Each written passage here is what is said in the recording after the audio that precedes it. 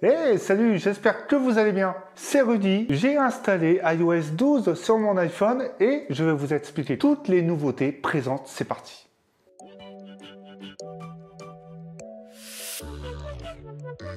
Tous les appareils sous iOS 11 sont donc compatibles avec iOS 12. Juste, il vous suffit tout simplement d'aller dans les réglages, général, mise à jour logiciel.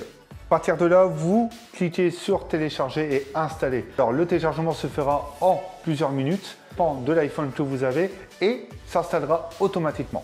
L'appareil aura redémarré, il vous suffira tout simplement de vérifier s'il est bien sous la version d'iOS 12. Alors, première nouveauté sur iOS 12, c'est les performances globales. Et oui, les performances ont été revues à la hausse suite aux problèmes qu'a causé iOS 11. Et Apple avait donc promis plus de performance, plus de stabilité et un OS plus optimisé surtout. Et promet donc un lancement des applications 40% plus rapide, un lancement du clavier 50% plus rapide et un lancement de l'application photo 70% plus rapide. Le CPU va fournir l'intégralité de ses ressources, mais attention, les performances augmenteront, elles diminueront assez rapidement également. Et encore une fois, cette diminution se fera pour préserver la batterie. C'est vrai que sur mon iPhone SE, j'ai vraiment ressenti une meilleure fluidité et une meilleure rapidité au lancement de certaines applications. Le système de notification a été revu. Vous pouvez maintenant régler l'affichage des notifications depuis l'écran, donc vous pourrez tout simplement les gérer. Il détecte plus facilement les notifications prioritaires et les notifications inutiles. Il peut même proposer de les supprimer. Le grand changement, c'est tout simplement les notifications groupées. Ça vous permet vraiment d'avoir qu'une notification avec plusieurs fenêtres qui apparaissent et une fois que vous appuierez dessus, vous verrez toutes les notifications d'une même application. Vous pourrez supprimer soit une notification, soit toutes celles du groupe. Apple a également présenté l'application ScreenTime. Qu'est-ce que c'est? Eh bien, c'est tout simplement votre gestion de smartphone. C'est-à-dire que vous pouvez savoir ce que vous faites sur votre smartphone. Globalement, c'est comment vous l'utilisez et le temps que vous passez dessus. Vous pourrez donc créer des limites d'utilisation de certaines applications, même de votre smartphone. Le mode dérangé a également évolué. Sur l'iPhone 10, vous aurez comme un système de Always on Display si vous appuyez sur l'écran de veille. Alors l'application Stock, donc l'application Action a également évolué et surtout permet de lire des articles liés au flux de bourse que vous avez choisi. Pratique pour les friands de cette application. L'application News fusionne maintenant avec Action. L'application Dictaphone a été changée et elle est plutôt sympa. Il était temps qu'elle connaisse un réel changement. Elle s'uniformise vraiment avec iOS. Il y a également les mémos vocaux qui seront synchronisés sur iCloud. L'application iBoots devient Apple Boots et le thème général s'adapte maintenant à celui de l'App Store.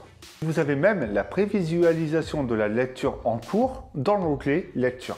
CarPlay connaît également un petit changement et c'est surtout très important pour certains, c'est tout simplement que des applications tierces pourront être utilisées. L'application photo se met également à jour. Vous pourrez donc utiliser maintenant la recherche pour retrouver des photos, c'est-à-dire sur le nom d'une personne, sur un lieu ou même sur un mot. Par exemple, vous tapez chien, chat et ça vous mettra en avant tous vos clichés concernant les chiens ou les chats.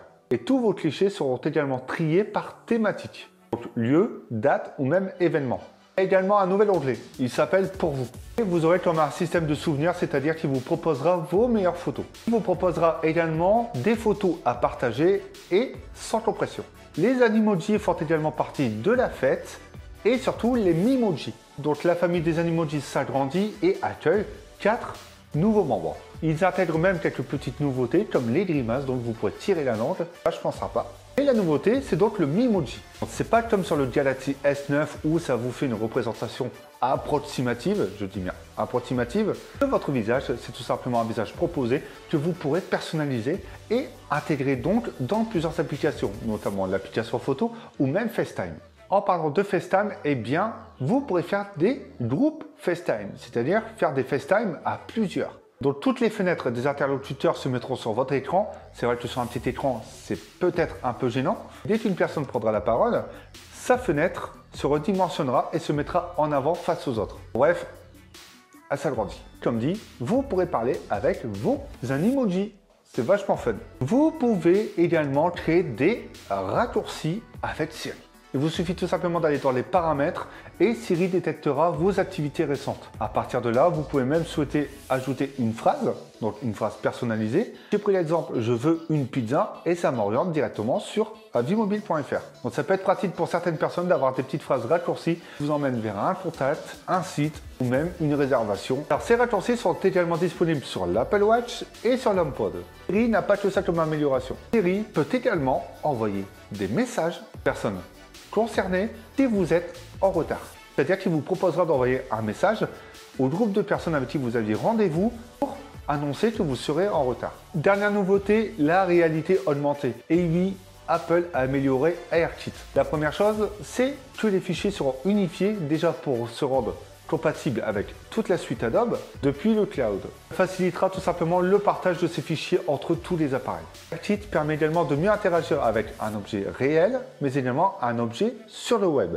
Ce qu'apporte la source. Vous aurez également l'application Measure qui a été présentée. Je sais, c'est une application de mesure. Elle vous permet justement de mesurer un objet, un volume ou même une surface complète. Bien évidemment, ça restera approximatif.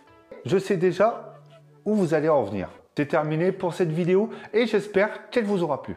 Et si c'est le cas, n'hésitez pas à mettre un pouce bleu et même à vous abonner. Vous pouvez également donner votre avis sur les autres astuces ou même les tests de produits sur la chaîne Avimobile, mais également sur avimobile.fr. Et nous, eh bien, on se retrouve bientôt pour d'autres vidéos.